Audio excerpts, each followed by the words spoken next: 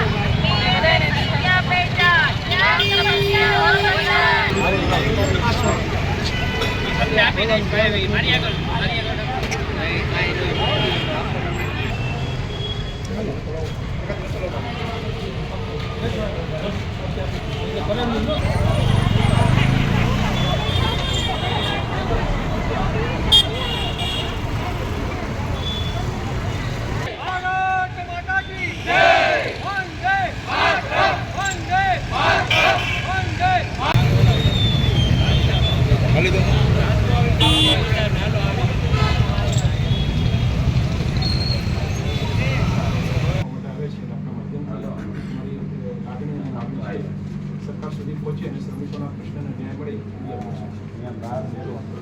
માંગણી છે।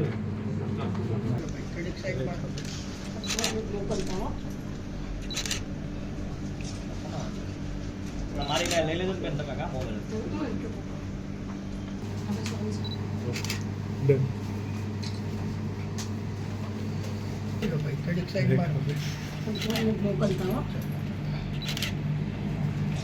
મારું નામ પટેલ ગિરીશ કુમાર લાલજીભાઈ, ભારતીય મજદૂર સંઘ ગુજરાત પ્રાંતમાં પ્રાંત મહામંત્રીની જવાબદારી।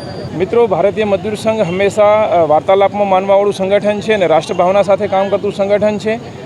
અગાઉ પણ કેન્દ્ર સરકારના શ્રમમંત્રીશ્રી અને માન્ય નાણામંત્રીશ્રીને બજેટ પહેલાં પણ શ્રમિકોના પડતર પ્રશ્નો બાબતે અને બજેટની અંદર જોગવાઈ કરવાના બાબતે થઈ અને મેમોરેન્ડમ પણ આપેલું હતું।